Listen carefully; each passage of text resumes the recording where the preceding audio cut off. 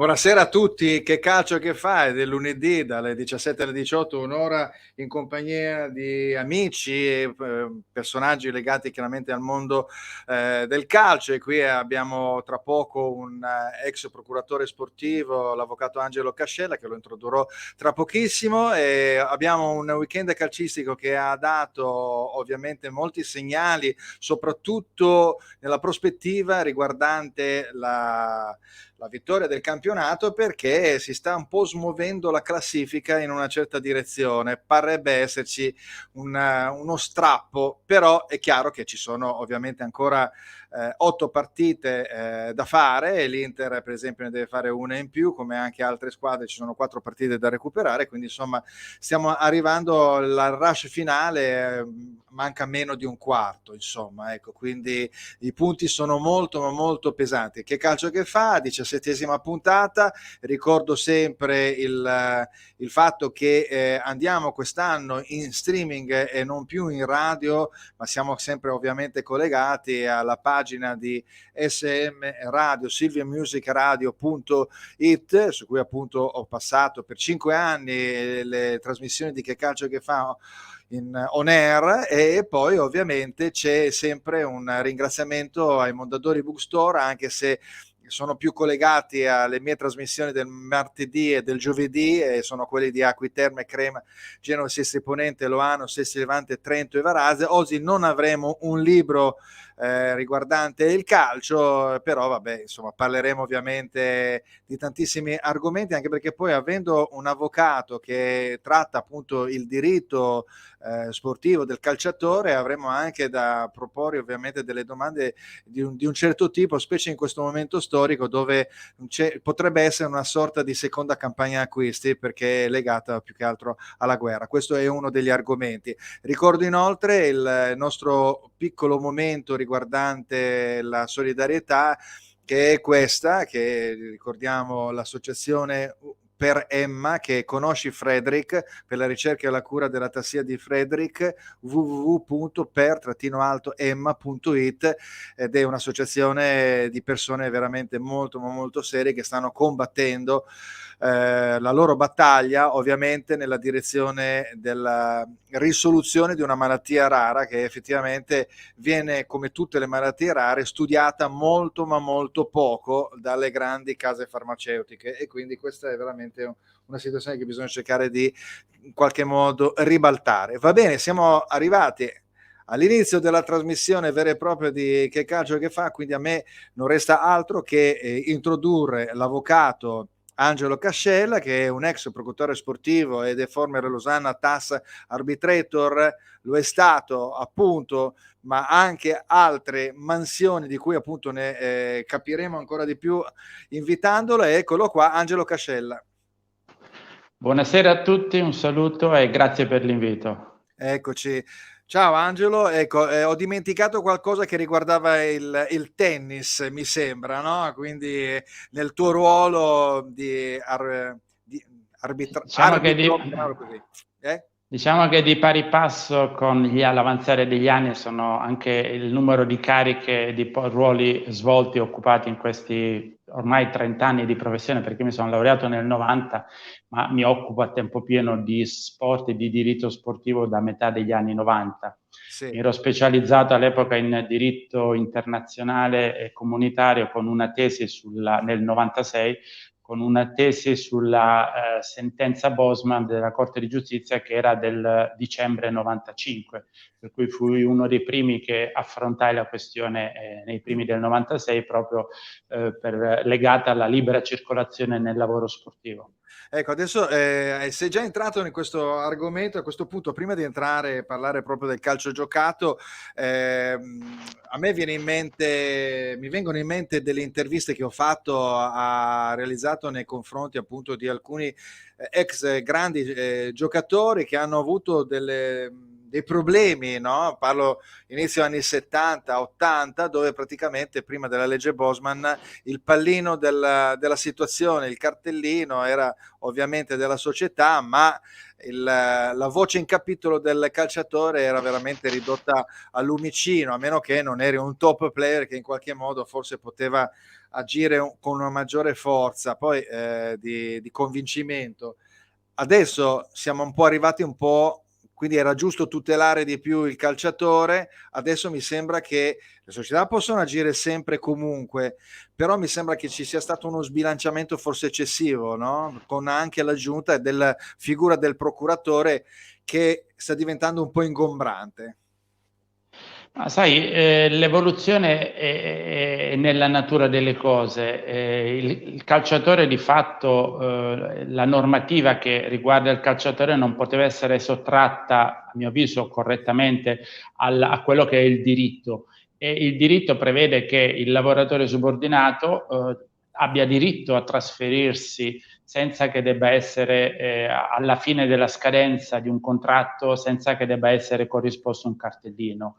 Ed è su questo presupposto che poi si è fondata la sentenza Bosman, che ha di fatto tolto a tutte le società questa possibilità invece di rivendicare un quid, un prezium doloris, diciamo, per il trasferimento di un giocatore, persino a fine contratto. Ed era una cosa non corretta. Immaginiamo anche un manager il cui contratto in una qualsiasi azienda gli duri 3 anni, nel calcio il massimo è di 5 anni, tranne in Spagna che ne hanno anche 6, però immaginiamo un lavoratore, un manager che gli finisce il contratto, se debba esserci una richiesta perché possa trasferirsi a un'altra società. Per cui su questo presupposto, a mio avviso corretto, ripeto, si è giunti a quella sentenza. Nell'evoluzione tu hai giustamente notato che ora si stia quasi sbilanciando la cosa in favore dei calciatori, però io preciserei che questo accade solo nei grandi calciatori, ma laddove invece ed è questo a cui guardiamo tutti, però a fronte di un Totti, a fronte di un Del Piero, a fronte di un Vlahovic, poi ci sono tantissimi altri calciatori di livello medio, di livello basso, che sono comunque considerati dal sistema professionisti, La per i base, diciamo. quali, Certo. esatto, per i quali alla fine non c'è mai questo potere nelle loro mani, ma è nelle mani delle società. E poi aggiungerei un altro concetto, laddove ci sono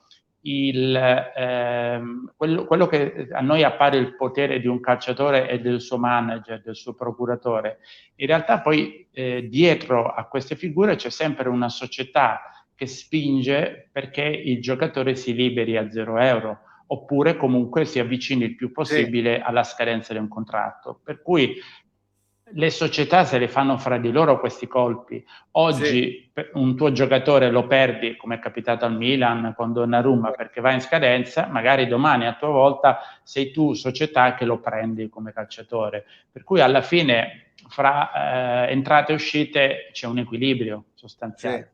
cioè questo vabbè, a questo punto stiamo anticipando i temi, allora ne anticipo uno in particolar modo, ed è questo, che oggi c'è stato un incontro ben preciso alla Continassa, mi sembra, insomma, la sede della Juventus per il rinnovo di Dybala, a parte il fatto che si parla sempre di cifre molto, molto alte, la richiesta di Dybala era di 9 più dei benefit 2,5, una cosa del genere. La Juventus è invece in una situazione, diciamo, più bassa, ma che ha un raggiungimento più o meno con i bonus a circa 10 milioni, però mi sembra di capire che in realtà il no sia stato dettato proprio dal fatto che Dybala, dopo 7 anni di Juventus all'età di 28 anni, lui vuole cambiare aria perché magari aspetta una squadra su cui poter essere più protagonista, perché lo è sempre stato, ma sempre un po' ruotato nelle varie posizioni del campo, e quindi qualcuno che lo comprenda un po' di più, no? In una società come la Juventus è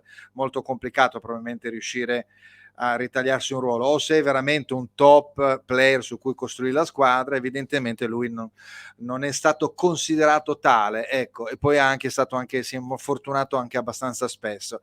Qual è il tuo pensiero riguardo a questo? Che bene o male si doveva arrivare a questa conclusione, ma era già abbastanza nell'area. Sì, infatti, diciamo che nell'ottobre scorso sembrava, almeno da quello che le parti avevano dichiarato, che avessero raggiunto un accordo sulla base di, credo, 7,5 netti, parliamo sempre di netti perché quando si sentono le cifre nel mondo del calcio ragioniamo sempre sul netto. Certo. Oltre poi a eventuali bonus che avrebbero portato l'importo ai 10. E questo era l'accordo che pare che non sia stato ratificato semplicemente per un discorso proprio relativo alla posizione del procuratore Antun, credo che si chiami, del Dybala, il quale per un problema regolamentare non avesse la possibilità in quel momento di firmare. Così almeno è emerso dalle cronache. Di lì poi ci sono state tutte quante delle valutazioni sempre legate al ruolo del manager all'interno della Juventus, manageriale svolto da chi è subentrato in sostanza in questi ultimi mesi, da Arrivabene, e dall'aumento del numero di infortuni di Dybala, che ha portato la Juventus anche a indirizzarsi verso un acquisto importante quale quello di Vlahovic, che ha fatto mettere in secondo piano sicuramente il Dybala. A questo poi c'è stato poi il riscontro della settimana scorsa, laddove un appuntamento già fissato con il procuratore dell'argentino il giorno prima è stato fatto saltare dalla Juventus. Quindi c'erano già le avvisaglie e a mio avviso la Juve, che nelle ultime settimane aveva di fatto ridotto quella che era l'offerta già concordata, per cui l'offerta al ribasso è partita dalla Juventus. Il calciatore sicuramente non si è mosso, ognuno sta scommettendo di fatto. Il calciatore verso la richiesta, una legittima richiesta di un numero di anni e di importi che ritiene dovuti, e viceversa la società che non intende esporsi verso quegli importi. Ecco, senti, il tuo studio è uno studio di ex procuratore, quindi ci sono comunque dei ricordi ben precisi e facciamolo vedere. Beh, diciamo che c'è abbastanza, da maglie di calcio a qualcosa che riguarda articoli, convegni, cioè tutto ciò che riguarda i miei 30 anni di professione, quindi svolte sia a livello nazionale che internazionale, perché io poi mi occupo da appunto metà degli anni 90 di diritto sportivo, e quindi in questa ottica ho lavorato principalmente nel calcio, ma anche come sostituto procuratore della Federazione Tennis, 10 anni al TAS di Losanna come giudice, quindi il TAS è comunque competente per tutti gli sport, è l'ultimo grado di giustizia sportiva mondiale, e quindi in quell'occasione al TAS avevo la funzione di giudice. Normalmente ho lavorato con tantissimi calciatori e con tanti procuratori per contratti, per vertenze, per contratti di sponsorizzazione. Diciamo Certo. che in 30 anni di professione, quasi tutti dedicati allo sport a livello nazionale e internazionale, ho fatto cause in Premier League, piuttosto che in Liga, in FIFA, piuttosto che in UEFA o al TAS. Sempre Okay. affascinante a questo livello. Sì, anche perché poi bisogna conoscere anche tutte le varie realtà delle parti in causa che appunto sono a livelli internazionali, quindi bisogna avere probabilmente un occhio di riguardo nelle varie normative, cercare di capire anche il modo di comportarsi paese per paese, quindi insomma una situazione credo che sia anche molto Esatto. motivante, no? In qualche modo. Senti, saluto intanto Salvatore Totocascio, che è un attore del protagonista premio Oscar del nuovo Cinema Paradiso, che ci segue e lo salutiamo, che è sempre molto Grazie appassionato. Ricambio, un film bellissimo. Certo, appassionato di calcio, poi c'è Vincenzo Sollito che lo saluto, e saluto anche Biagio Castagna. Buon pomeriggio Fulvio, saluti a te e al tuo ospite, che è il radio telecronista su Facebook dell'Inter. Va bene, allora adesso entriamo un attimo velocissimamente in quello che è il resoconto del weekend calcistico, e quindi ci ritroviamo con intanto i risultati. Li vediamo qui con Sassuolo Spezia 4-1, Genoa Torino 1-0, e quindi finalmente il Genoa è riuscito a battere dopo 4-5 pareggi, non mi ricordo più, di Blessin, da quando allena il Genoa. Poi abbiamo Napoli-Udinese 2-1 con la doppietta di Osimhen, che ha ribaltato il vantaggio iniziale dell'Udinese. Inter-Fiorentina 1-1 con il pareggio di Dumfries dopo il gol di Torreira. Poi abbiamo Cagliari e Milan con il gol di Benasser. Abbiamo Venezia-Sampdoria 0-2 con due regali sinceramente del Venezia, che è una doppietta di Ciccio Caputo. Empoli-Verona 1-1, Juventus-Salernitana 2-0, pratica archiviata con Dybala e Vlahovic al primo tempo. Roma-Lazio, il derby capitolino 3-0 con la doppietta appunto di Abraham Pellegrini, e la vittoria sul finire della partita a Bologna dell'Atalanta con il gol di Cissé, che ci regala anche una storia in particolar modo, che in qualche modo ci avvicina anche alla bellezza di questo sport, dove appunto ci sono dei personaggi che vengono da altre realtà e poi dopo alla fine c'è anche l'intuizione di andarlo a recuperare e a integrarlo nella propria rosa. Ecco, c'è Biagio Castagna che è sempre molto sul pezzo, dice 7 pareggi consecutivi che sono quelli della Genoa, ecco, lo ringraziamo. Qual è il risultato che ti ha in qualche modo colpito in questo weekend? C'è un risultato che può averti, ti faccio rivedere di un attimo la slide, Sì. così vedi. A me è piaciuta molto venerdì sera l'atmosfera che si respirava a Genova. Sì. Dopo la vittoria al presidente Grillo del Genoa, ho visto il trasporto dei giocatori e l'emozione che veniva trasmessa loro da questa vittoria dai tifosi. Ecco, credo che si sia creato un feeling incredibile Genoa, e presumo che questo feeling possa consentire comunque a Genoa di salvarsi, e previo un buon investimento da parte della società verso giocatori e staff, io credo che la cosa possa avere anche un buon seguito il prossimo anno, perché io credo che alla base di un successo di una squadra ci sia comunque una forte componente societaria, una struttura solida e seria. Sia necessario ovviamente una buona parte tecnica e un feeling con i tifosi. Ove ci sono queste tre voci concorrono, remando nella stessa direzione, si possono ottenere dei risultati che possono essere impensabili. La storia del calcio, noi che abbiamo ormai anche ci porta alla memoria di tantissimi episodi in cui squadre che non erano le più forti poi sono riuscite a vincere. A mio avviso anche la nostra vittoria di Europea di calcio è stata dettata anche da un forte feeling fra i giocatori più che una forza tecnica. Ti sento un po' male, va e viene. Vinti dalla Grecia anni fa, quelli dalla Danimarca, che era stata ripescata nel 92 dopo che era scoppiata la guerra della ex. Scusa un attimo, ti sento un po' male, va e viene, un po', c'è un qualche problema. Non so perché non sento. Non mi senti? No, non mi senti? Pronto? Va e viene. Mi senti? Pronto? Mi senti, Angelo? Mi senti? Provando. Mi senti? Mi senti? Io ti sento, però va e viene.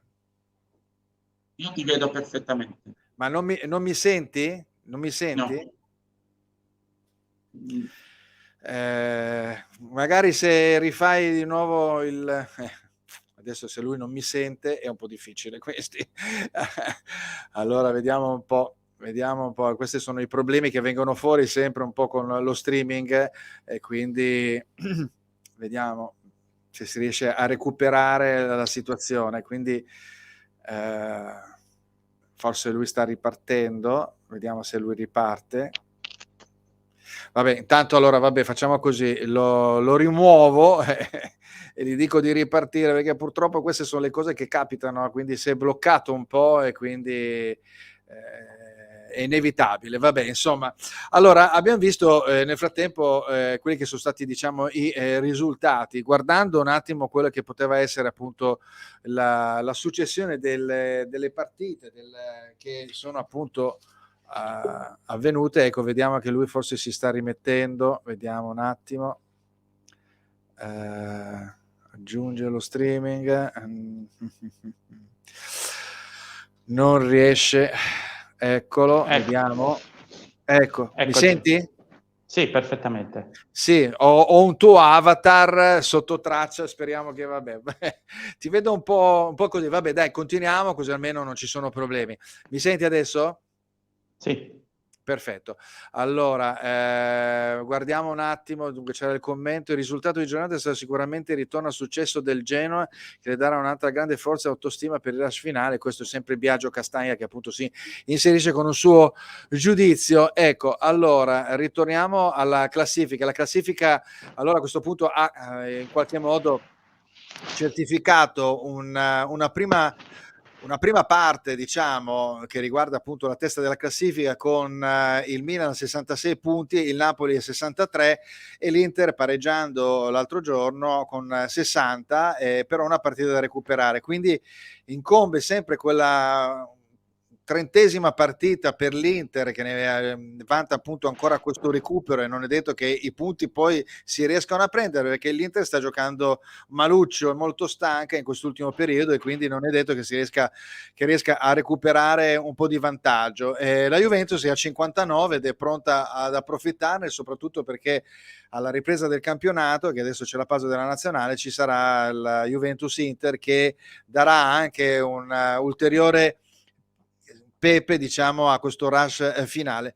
E poi c'è anche l'Atalanta che deve recuperare anche se una partita, insomma via via gli altri, in particolar modo. Allora, qual è il tuo giudizio di questo? Può essere un momento un po' di sblocco che in qualche modo si intravede, oppure effettivamente mancano ancora 8 partite, quindi i punti sono ancora tanti, sono 24 con l'Inter che deve recuperare un'altra partita? Quindi qual è il tuo ragionamento in questo momento? Mancano 8 partite, per cui parliamo di 24 punti che potenzialmente sono tanti, però l'inerzia dell'Inter è drammatica. Nel girone di ritorno l'Inter occupa l'11° posto in classifica, quindi non è una cosa legata un problema legato a Brozovic, ma è un qualcosa che va avanti già da tempo. C'è una flessione, diciamo, più ampia. Ecco, riguardo a questo, allora a questo punto qua non mi resta altro che fare il percorso, andare a vedere un attimo il percorso, eccolo qua, delle ultime partite da parte appunto qua sono le prime 7, però andiamo ad analizzare ovviamente le prime 4 e facendo un calcolo, ho fatto un calcolo, diciamo, chiamiamolo così, curioso, delle ultime 8 partite delle prime 4, e viene fuori che praticamente, facendo una sorta di proiezione, la squadra che paga le conseguenze ovviamente è l'Inter, come dici tu, no? Indubbiamente, nel senso che appunto ci sono... Ecco qua, è caduto tutto, perfetto. Allora ci sono praticamente 18 punti realizzati dal Milan nelle ultime appunto 8 partite, 17 quelli appunto del Napoli, 10 quelli dell'Inter, perché ha perso 2 volte, l'Inter ha pareggiato 4, e poi ci sono invece i 18 punti della Juventus. La Juventus praticamente sta dalla bellezza di 16 partite facendo punti, è imbattuta da 16 partite, che è praticamente più della metà delle partite fatte fino adesso su 30, e quindi è una proiezione pazzesca che in teoria, mantenendo questa media punti, farebbe in qualche modo concludere il campionato al Milan a 84 punti, al Napoli 80, la Juventus è 77 e l'Inter a 70, se si mantenesse per esempio la media delle ultime 16 partite. E quindi dove c'è una parte del filotto storico dell'Inter di recupero, ma ovviamente dopo ci sono i risultati negativi. Quindi vabbè, tu parlando dell'Inter dici che c'è un discorso che appunto non è legato solo alla mancanza di un giocatore, ma è un po' tutta la stanchezza globale probabilmente di quello sforzo che è stato compiuto a novembre e dicembre, quindi non possono riprendere un po' di verve, visto che l'altro giorno comunque sono state fatte delle partite, dico l'altro giorno, con il Liverpool, in cui l'Inter è riuscita a stare in campo, ha vinto la Supercoppa italiana a gennaio, insomma qualcosina ha fatto, ecco. Beh, sì, io credo che ci siano una serie di concause. C'è stato indubbiamente un calo fisico, ma prima ancora di questo c'è stato un problema, secondo me, mentale. E ora, se fisicamente i valori, stando a quello che ha detto Inzaghi, comunque sono buoni, il problema è che la squadra è scollegata, c'è mancanza di fiducia, non c'è leadership, ci sono problemi fra di loro, quindi probabilmente diventa difficile quando ci sono tutti questi problemi a venirne fuori. La stessa società probabilmente ha sottovalutato i segnali che arrivavano da gennaio e quindi lungi dal rinforzarsi nel mercato di gennaio, come ha fatto al contrario la Juventus, l'Inter si è liberata di quello che poteva essere l'unica alternativa a centrocampo di qualità, cioè di Sensi, e ha preso 2 giocatori rotti. Uno non si è mai visto in campo, che avrebbe dovuto tamponare l'assenza di Correa proprio nel mese, niente, altrimenti non serviva. E l'altro invece sapevi che era rotto e che è soprattutto per il prossimo campionato. È in fase di recupero poi, tra parentesi, esatto. Quindi però appunto questo discorso può essere valido, che io penso per esempio alla Juventus, che se andavi a vedere, io adesso non so la Juventus quanti gol ha fatto, vediamo un attimo se è migliorata un po' in questa sua classifica, perché 47, 1, 2, 3, 4, 5, 6, 7, 8, 9,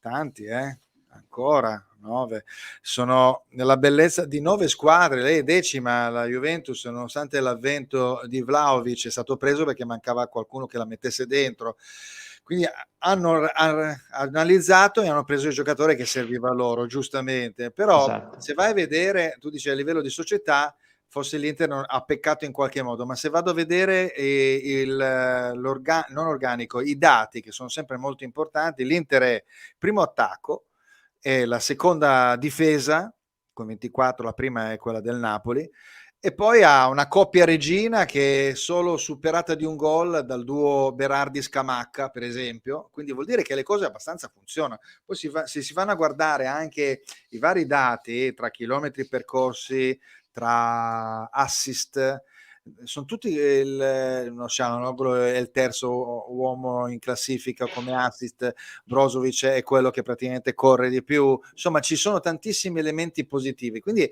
mancherebbe forse quel pizzico di fortuna che indubbiamente in concomitanza con una flessione psicofisica, la mancanza di risultati magari ti avrebbe aiutato. Non so, penso a 2 partite fa il Milan non ha fatto un tiro in porta, ma c'è stata una ribattuta su una punizione che è stata data secondo me un po' in una maniera abbastanza leggera al Milan, ha segnato Kalulu, che cioè è un difensore che a momenti non giocava mai, eccetera eccetera, quindi ci sono delle svolte, d'altronde della bellezza del calcio è anche questa, che ci vuole anche un po' di fortuna e chiamarsela. Quindi quello che voglio dire è che come fai ad andare a intervenire? Sono intervenuti chiaramente per un discorso legato al ruolo come dicevi tu, di Correa, quindi con Caicedo, senza spendere più di tanto, e poi dall'altra parte ipotecare un po' il futuro con Gosens. Non hanno fatto neanche male dal loro punto di vista. Sì, io volevo però osservare 2 cose. Sì.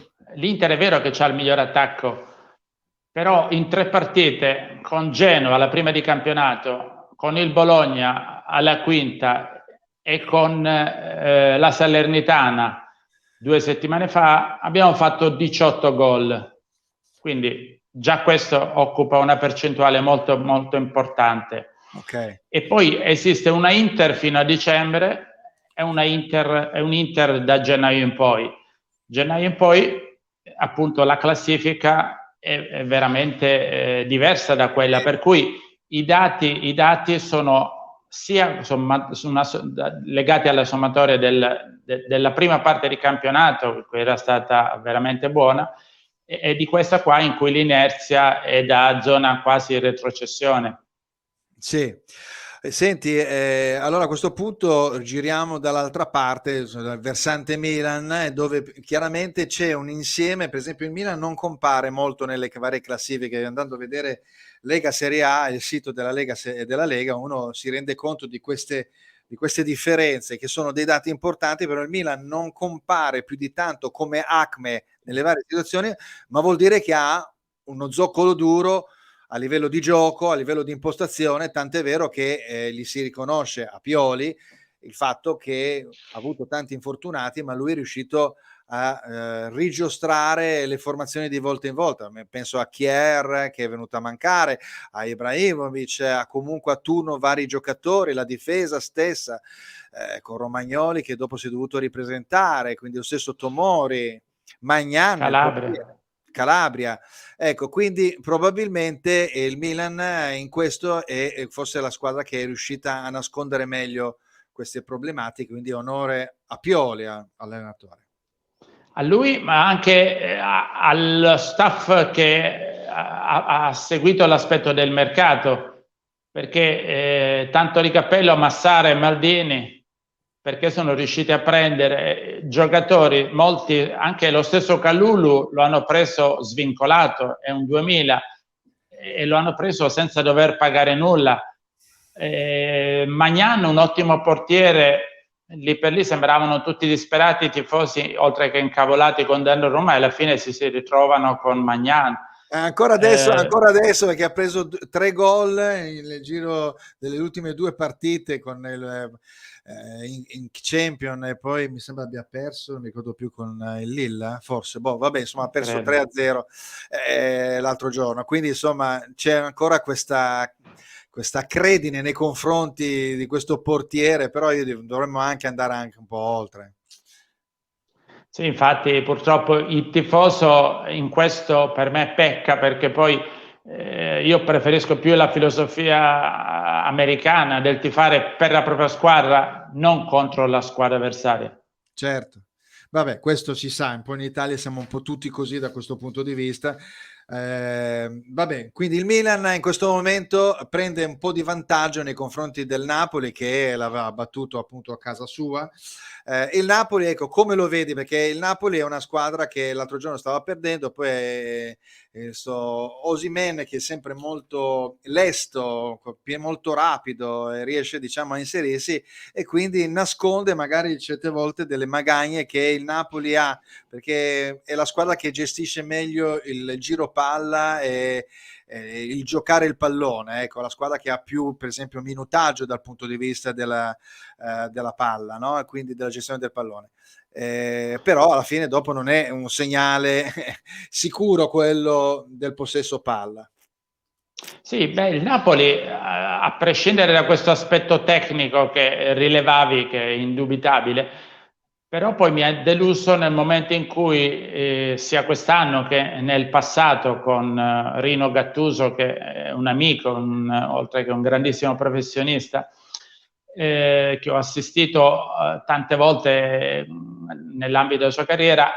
Comunque sembra che il Napoli, ogni volta che arrivi vicino al dover fare il salto di qualità, poi in qualche maniera la paghi, non abbia questa forza mentale per fare il salto di qualità. Ricordiamo tutti lo scorso anno l'ultima partita di campionato con il Verona, che ha perso la Champions League, e sinceramente perdere in casa con il Milan è stato un grande colpo, anche perché poi questo fatto comporterebbe che, a differenza eventualmente arrivando a pari punti in campionato, certo, si ritroverebbe battuta dal Milan. Lo scontro diretto ovviamente avrebbe un significato.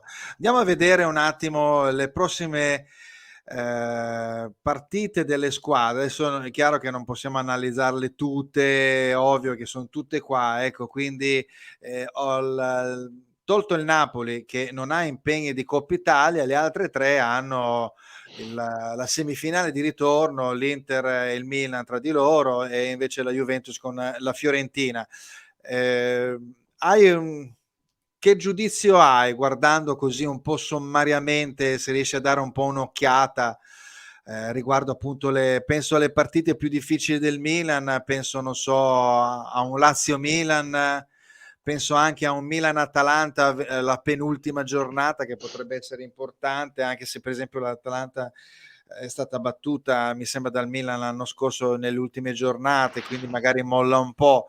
L'Inter, penso alle partite che sono Juventus-Inter alla presa del campionato, ma penso anche a un Inter-Roma, oppure a uno stesso Cagliari-Inter alla penultima giornata, se non anche un Inter-Sampdoria, che sono squadre che chiaramente sono pericolanti. Dall'altra parte il Napoli ha già l'Atalanta settimana l'altra, e poi ha però in casa la Roma e la Fiorentina. Sembrerebbe un po' più agevole questo del Napoli, anche perché poi appunto ha una partita in meno. La Juventus all'Inter, poi avrebbe tutte partite forse verso la fine, c'è un Juventus-Lazio, un Fiorentina-Juventus, che però potrebbero anche lasciare il tempo che trovano.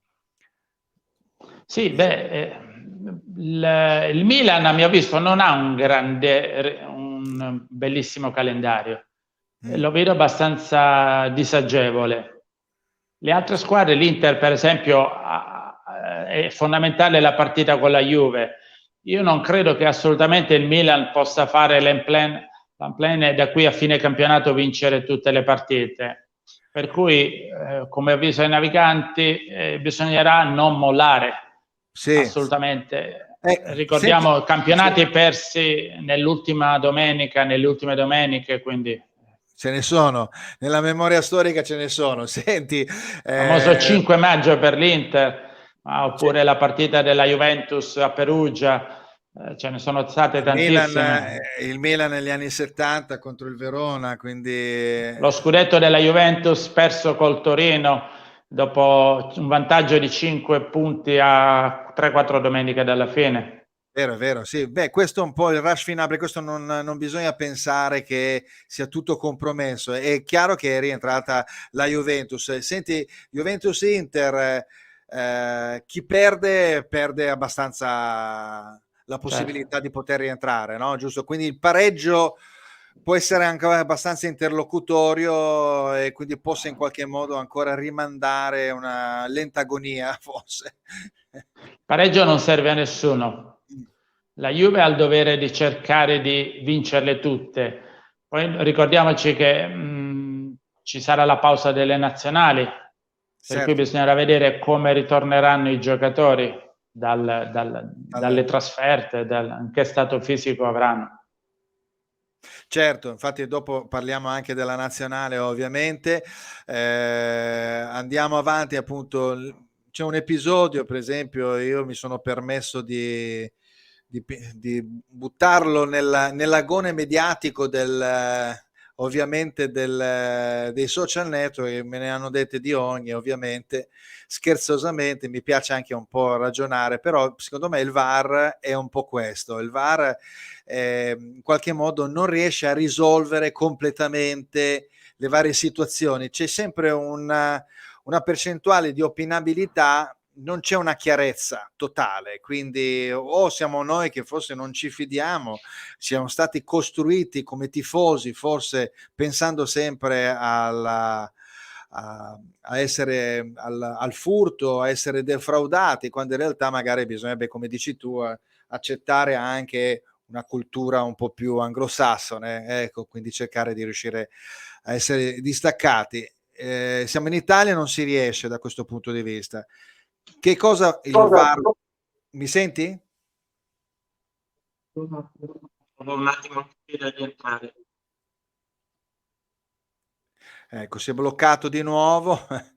Stavamo facendo una domanda ben precisa che riguardava appunto il VAR, l'utilizzo del VAR, ecco che rientra, speriamo che sia lui, che non ci sono problemi.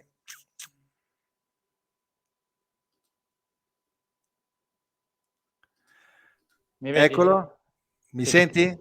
Sì, sì, perfettamente. Ho Perfetto. notato che quando mi arrivano delle telefonate, Ecco perché. allora si sovrappongono. Ecco, va bene, ok, niente, basta, sapendolo è un po' così da questo punto di vista. Va bene, allora stavamo dicendo il discorso del VAR, allora secondo me c'è una percentuale di eccessiva opinabilità, perché una volta agisce su una decisione dell'arbitro, un'altra volta l'arbitro vuole un po' difendersi, ma è molto raro e non va a vedere il VAR. Come è successo per esempio sul rigore del mancato nei confronti appunto a favore del Torino con Belotti e Ranocchia in Inter, in Torino-Inter. Qual è il tuo pensiero? In che cosa dovrebbe in teoria migliorare la gestione del VAR? Cioè, così da esterno, anche da un punto di vista non quindi da uomo di calcio vero e proprio, ma un po' da persona ovviamente dentro l'apparato. Beh, prima cosa io non amo quella cultura del sospetto, le polemiche che ci sono in Italia, sì, continuamente a parlare tutta la settimana, eccetera. Preferisco, come all'estero, che il giorno che finiscono le partite se ne parla e poi finisce di tutto. sì. Seconda cosa, è sbagliato pensare che con il VAR sia impossibile sbagliare. C'è stata una sorta di summa divisio fra chi è favorevole e chi è contrario a priori al VAR. Io ritengo che se anche in misura limitata il VAR può essere servito per ridurre il numero degli errori, e sicuramente è servito da questo aspetto, allora ne si valsa la pena. Ecco, Poi senti, dopo, sì. per esempio, io farei come magari nel tennis, laddove l'atleta ha un numero limitato di possibilità di richiedere l'utilizzo del VAR. In questa maniera si eviterebbe la polemica per il fatto che l'arbitro non sia andato, magari nonostante la richiesta di una squadra, a verificare se un episodio sia stato... Sì, ci sarebbero magari dopo però delle evidenti ingiustizie che magari non vanno a vedere, non lo so, poi non lo so, può darsi che sia una soluzione. Magari prevedere, consentire a una società che per esempio 3 volte durante la partita sì, può chiedere l'intervento, l'utilizzo del VAR. Vabbè, quindi vabbè, insomma, sì, noi siamo un po' la cultura del sospetto, ce l'abbiamo da questo punto di vista, ma forse questa è anche un po' una forma di spettacolo. Cosa dici? In assenza di calciatori che in qualche modo facciano entusiasmare e fantasticare magari lo spettacolo, per mantenere comunque l'apparato in qualche modo desto nell'attenzione, e ovviamente si ricade su una situazione negativa che è quella della polemica d'oltranza. Un aspetto che non avevo mai considerato, ma potrebbe essere anche interessante. Potrebbe essere così, no? Vabbè, questo perché mi piace un po' ragionare sul calcio italiano in generale, visto che appunto purtroppo non abbiamo risorse, non possiamo comprare grandissimi campioni, ci arrangiamo, ci sono i parametri zero, eccetera, eccetera, però dopo alla fine molti criticano il livello del calcio italiano, e allora a quel punto lì il prodotto magari ne risente a livello di appeal già all'interno del proprio mure domestiche, diciamo, dei nostri confini nazionali. Vedi, scusami se ti interrompo, Prego. proprio riguardo all'ultimo concetto che hai espresso. Una cosa che, ahimè, devo sottolineare è che le società italiane sempre meno si occupano del cosiddetto scouting. Sì. La figura del direttore sportivo e quella degli osservatori, che prima era fondamentale nell'ambito di una società, ormai è stata completamente svilita. E spesso le società si affidano ai procuratori, dando loro l'incarico di cercare di fare mercato per conto loro, laddove hanno già i direttori sportivi. Quindi è sbagliato. C'è stato ieri quel giovanissimo ragazzo dell'Atalanta Ma l'Atalanta ha sempre storicamente fatto delle grandissime operazioni a livello giovanile. Ricordiamo Mino Favini, che è stato uno storico responsabile del settore.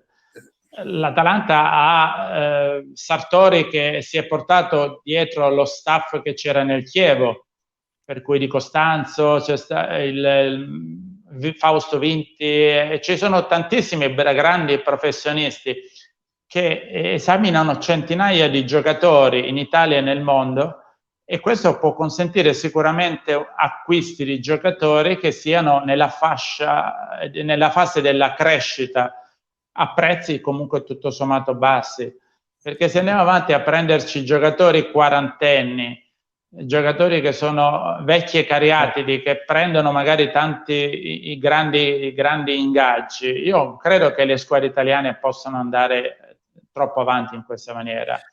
Per cui ben vengano episodi come giocatori che ha preso il Milan, giocatori giovani, che possono comunque avere una crescita e nel giro di 2 o 3 anni rappresentare un upgrade per la squadra, o venderli avendo delle plusvalenze reali e non fittizie, perché poi apriremo un discorso un po' ampio, ecco.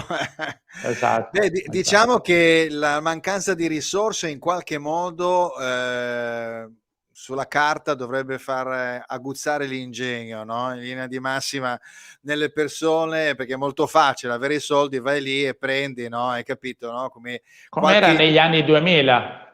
Certo, ovviamente c'era più possibilità, c'era più liquidità, c'era più giro di soldi, la PIL era maggiore, eccetera, eccetera, del campionato italiano. Però effettivamente ci sono anche dei settori, lo dico già da molto tempo, la Germania che è cresciuta comunque, anche poi non è che pratica un calcio meraviglioso, comunque a tutti i paesi dell'est, la zona lì dalla Polonia, Cecoslovacchia, andando fin giù fino alla Croazia, che anche ce l'abbiamo a fianco a noi, sarebbe anche giusto andare ad attingere a quei giocatori che sono anche abbastanza vicini, penso appunto agli ex jugoslavi, serbi, croati, macedoni, che hanno una capacità sia fisica che anche tecnica, no? Penso ai Brozovic, ai Perisic di turno. A proposito di attingere, vorrei ricordare che nelle settimane scorse, dopo lo scoppio della guerra in Ucraina, la FIFA ha emanato un provvedimento con il quale ha dato la possibilità ai calciatori stranieri che militano nei campionati appunto russo e ucraino di svincolarsi temporaneamente e di tesserarsi dai primi di marzo fino al 7 aprile nei campionati. Era quello che volevo domandarti, appunto qua abbiamo la firma del contratto con lo Shakhtar da parte di De Zerbi, quindi qua è un allenatore, i giocatori, anche per un allenatore forse, no? Però i calciatori sono ancora più appetibili, no? Quindi cosa succede? Che fino a che rimane la guerra loro possono giocare, dopodiché ritornano, se ci fosse una situazione di pace si ritornerebbe alle situazioni iniziali? Allora, il primo provvedimento che è stato adottato ha fissato fino a fine stagione sportiva, cioè fino al 30 giugno, questa possibilità. Poi è probabile che le cose proseguano, ahimè, perché per ora non si vedono delle soluzioni di accordi. Certo. E quindi potenzialmente ci sono 200 calciatori, di cui già soli 90 nel campionato ucraino, che sono fortissimi, perché tanti sono delle nazionali. Pensiamo già a tutti quelli che stanno nello Shakhtar, calciatori nazionali brasiliani, ci sono tanti nazionali polacchi, svedesi, francesi. C'è un colombiano che era stato pagato 20 milioni di euro, un attaccante lo scorso estate. Quindi io penso che in queste settimane anche i club italiani possano comunque rinforzarsi alla bisogna nel caso di necessità e poter fare un miglioramento proprio in relazione a quelle che sono le come mai non vanno? Esigenze. Forse magari i calciatori hanno anche un po' paura per la loro carriera a entrare, perché calciatori che in questo momento sono svincolati, magari aspettano il cambiamento della situazione. È una sorta di sospensione temporanea. Esatto, però se tu vai a giocare in una squadra dove c'è magari un problema tecnico e magari tu dopo fai anche male, perché cioè, devi riadattarti, mancano 3 mesi alla fine del campionato, quindi insomma alla fine è più un rischio per la carriera, no? Quindi, ma sai, no? però ti fai vedere anche in quel campionato, cioè sono giocatori comunque importanti, giocatori nazionali, quindi che hanno alle spalle centinaia di partite professionistiche o di livello internazionale.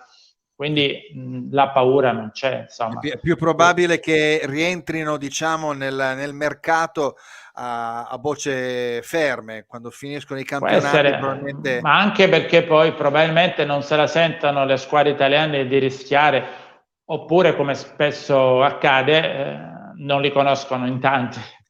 Cioè, questo è grave. Beh, molto provinciale. Però, no? Fai in fretta a documentare, ci sono i software ormai dei procuratori. Vaglielo dire. Negli anni 90 arrivavano in studio centinaia di videocassette, specie dal Sud America, nelle quali c'erano proposti calciatori con ovviamente nei minuti delle videocassette venivano condensate le loro migliori azioni e sembravano tutti dei fenomeni.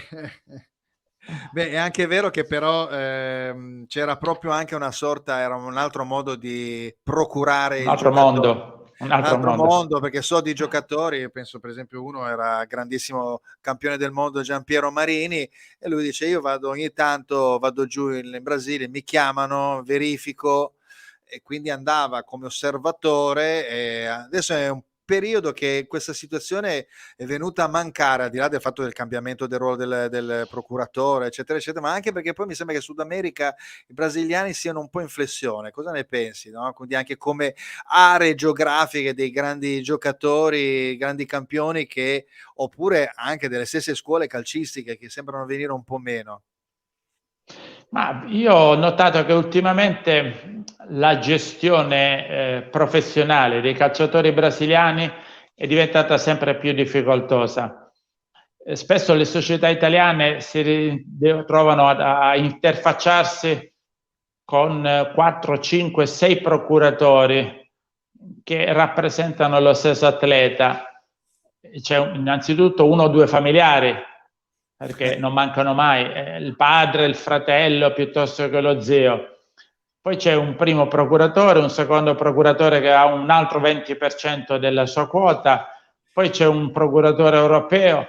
Di fatto questo diventa più un ostacolo, perché non sai con chi fare la trattativa. Spesso mi hanno chiamato per cercare un po' di risolvere diatribe, perché poi questo va a discapito la FIFA aveva fatto anche un provvedimento che vietava le TPA, e quindi c'erano queste situazioni di ripartizioni dei diritti fra più soggetti, e questo diventava difficile anche perché poi in buona sostanza invece di essere le società a gestire il calciatore finivano per essere i proprietari del cartellino, gli agenti stessi o comunque dei terzi soggetti, specie i fondi. Ed è un fenomeno tipico nel Portogallo, nel Brasile e in altre parti. Sì, poi appunto sono varie società appunto, no, che ci sono dietro, che poi rivendicano anche, no, nella rivendita successiva, no, anche, no, qualche percentuale di valorizzazione, no? Quindi, sì, ma anche tanti calciatori tesserati in Italia, qualora venissero venduti ci sarebbero delle percentuali da rigirare. Dei premi, sì. Okay. Ma questo è legittimo comunque. Sì. Ok, senti, parliamo un attimo di nazionale, stiamo arrivando alla fine della trasmissione, quindi ci tengo a fare 2 considerazioni. Vediamo qui un attimo quindi le nostre slide. Abbiamo qui Mancini che ha questa bella patata bollente, e qui abbiamo un organico che sono stati scelti appunto 33 giocatori, no? Eccoli qua, Abbiamo 4 portieri, da Cragno, Donnarumma, Gollini e Sirigu, e poi abbiamo difensori Acerbi, Bastoni, Biraghi, Bonucci, Chiellini, De Sciglio, Emerson, Palmieri, Florenzi, Luis Felipe e Mancini. E poi abbiamo i centrocampisti Nicolò Barella, Cristante, Giorgini, Locatelli, Pellegrini, Pessina, Sensi, Tonali, Verratti, e poi gli attaccanti, che sono forse quelli più numerosi: Belotti, Berardi, Immobile, Insigne, Joao Pedro, Politano, Raspadori, Scamacca, Zaccagni e Zaniolo. Mi sembra che abbia utilizzato tutte le slot degli attaccanti, credo, perché avendo grossi problemi, che dopo alla fine, quando manca Immobile perché non c'era Immobile, quando gioca Immobile perché gioca Immobile, alla fine lui ha chiamato tutti quelli che sono arruolabili, tolto Balotelli, che c'è stato una specie di ritorno di fiamma ma è improponibile comunque, esatto. troppo, ecco il giocatore, quindi Tristezza. scusa? Sì, che tristezza pensare Sì. alle potenzialità di un atleta come quelle che aveva Balotelli e quanto poi si è riuscito a porle in essere in maniera concreta, in maniera limitata. Certo. Cosa pensi? Non voglio sapere, non voglio assolutamente pronostici, niente, perché dobbiamo arrivare ovviamente a martedì 29 a giocarcela con la vincente di Portogallo-Turchia. Qual è la tua idea?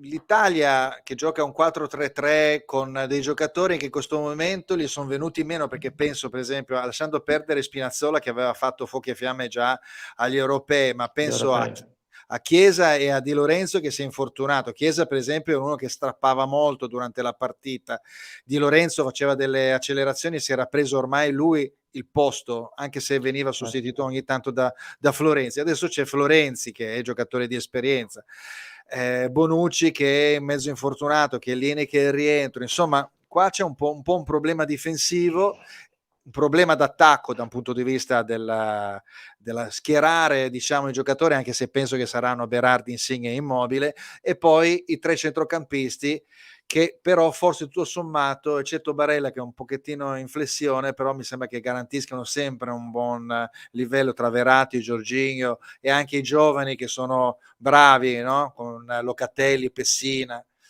Qual è il tuo pensiero? C'è una situazione più deficitaria? Abbiamo un disequilibrio da qualche parte? Ci presentiamo con uno giusto appeal lo stesso, con una giusta forza lo stesso, oppure c'è da preoccuparsi? Guarda, io sarò in quei giorni a Palermo perché il giorno prima della partita mi hanno invitato ad un convegno sul sempre lo sport. Io parlerò sulle plusvalenze, tanto per cambiare. È un momento nel quale c'è bisogno di uomini. Mancini deve individuare quelli che mentalmente e fisicamente siano in grado di entrare in campo senza la paura, che sarà inevitabile. Per questo occorrerà esperienza. Ricordiamoci quello che è successo nel famoso spareggio con la Svezia, in cui Ventura ebbe la sventura di ritrovarsi con tanti infortunati. Mi ricordo che gli stessi attaccanti Belotti e Immobile erano reduci da infortuni. Poi abbiamo subito il gol della Svezia su autorete, abbiamo colpito un palo con Darmian. Quindi sono delle partite nelle quali l'aspetto tecnico è l'ultimo che conta, perché occorrerà andare in campo con la determinazione e gente che abbia coraggio. Ho capito.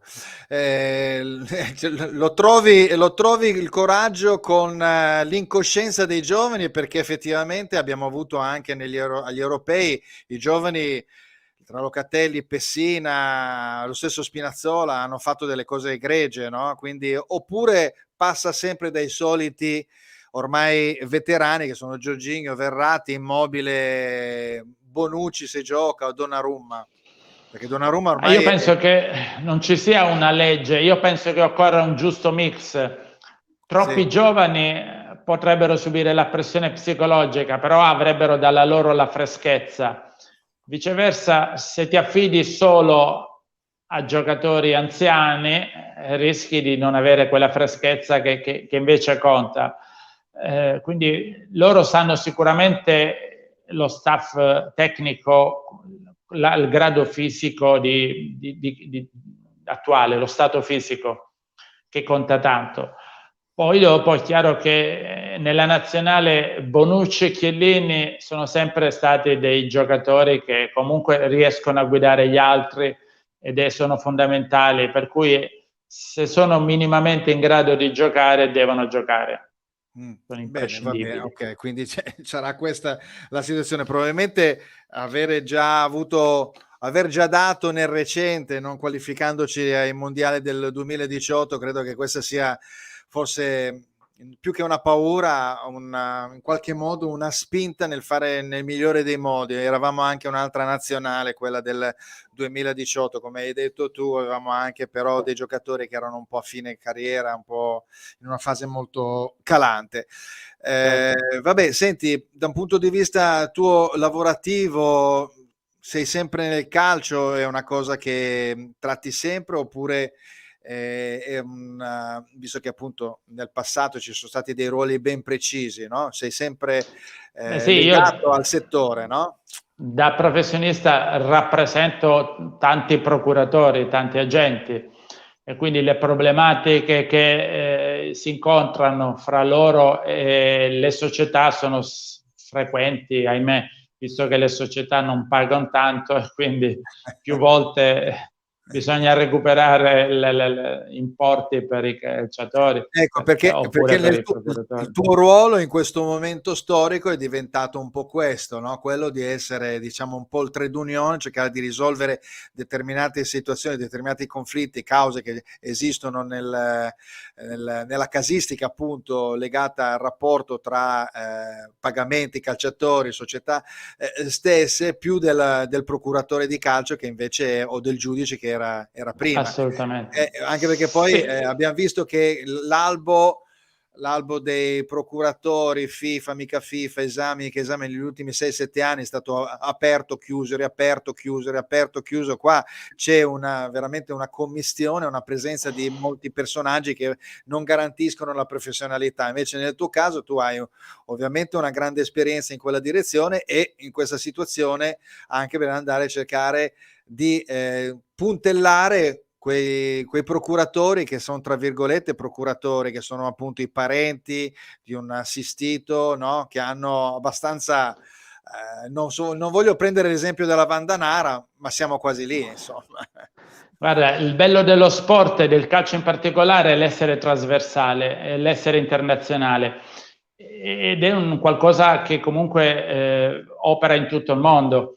Quindi io ho cercato di incentrare il mio ambito professionale sull'ambito internazionale, studiando sempre diritto e lingue, in modo tale da avere una competenza da poter consentirmi di rappresentare dall'inglese al francese allo spagnolo, eccetera, tutti i vari professionisti che potessero avere delle necessità. Per cui ho fatto cause in Inghilterra alla Premier League, piuttosto che in FIFA, piuttosto che in UEFA o la Liga. Quindi a seconda delle problematiche che emergono o fra società stesse a volte, quindi mi contattano i clienti proprio per intervenire e cercare di risolvere problematiche. Ecco, anche se mancano, cambiando argomento, due settimane alla ripresa del campionato, ci lasciamo con la slide che riguarda il prossimo turno e quindi voglio da te una considerazione sulla partita che andresti a vedere. Non voglio sapere di che squadra, per quale squadra tifi, anche se immagino, però ecco, quale andresti a vedere il prossimo turno che è tra 2 settimane? Abbiamo Juventus-Inter che è molto importante, con segnate in rosso come anche Atalanta-Napoli, perché definisce ovviamente anche la seconda posizione e la quinta. Poi abbiamo Milan-Bologna, perché è importante anche questa, perché il Milan deve fare punti. Un Lazio-Sassuolo interessante. Abbiamo poi 4 partite che vedono le pericolanti Spezia Venezia, Udinese Cagliari, Verona Genoa e Sampdoria Roma, e poi le ultime due che sono tra virgolette con meno interesse, che sono Fiorentina e Empoli, due squadre un po'. La Fiorentina può al limite pensare di arrivare al sesto posto o settimo, e la Salernitana cercare di andare a fare punti contro il Torino con un ultimo slancio per cercare appunto di esorcizzare con un buonissimo finale il rientro, diciamo, al quartultimo posto che le garantirebbe la salvezza, ma dubito. Beh, avete individuato in rosso subito le due partite che sono le più affascinanti, sì, oltre al derby di Firenze. Però per quello che rappresenta per la storia del calcio italiano la partita appunto Juventus-Inter, credo che sia quella la più appetibile. Bene, vabbè, insomma, quindi questa è la risposta da parte appunto dell'avvocato Angelo Cascella. Va bene, grazie per questa bella chiacchierata, magari appunto ci incroceremo un po' più avanti quando ci saranno delle situazioni ulteriori dal punto di vista legale, perché indubbiamente la competenza e la professionalità dell'avvocato torneranno molto utili da questo punto di vista. Quindi parliamo sempre di calcio, mi piace parlare in calcio in leggerezza, però è ovvio che le regole ci sono, vanno rispettate, e quindi vediamo quindi in un prossimo futuro. Grazie all'avvocato Angelo Cascella per aver partecipato a Che Calcio Che Fa. Grazie. Grazie per l'invito, è stato un piacere anche per me. Un saluto a chi ci ha ascoltato. Grazie ancora, a presto. benissimo. Allora, niente, noi ci lasciamo, e ovviamente pensando alla partita di giovedì prossimo che si svolgerà a Palermo, questa Italia-Macedonia, quindi incrociamo le dita perché dobbiamo arrivare a martedì per fare il secondo tempo, chiamiamolo così, per il passaggio in Qatar, quindi è la cosa più importante, perché questa Italia tutto sommato non dovrebbe rimanere fuori dai giochi, perché noi siamo un movimento sportivo che a livello calcistico ha regalato veramente tantissimi episodi, tantissimi trofei, e quindi non siamo assolutamente gli ultimi ruote del carro. Grazie ancora per aver partecipato ovviamente a Che Calcio Che Fa, e una buona settimana a tutti, buona serata.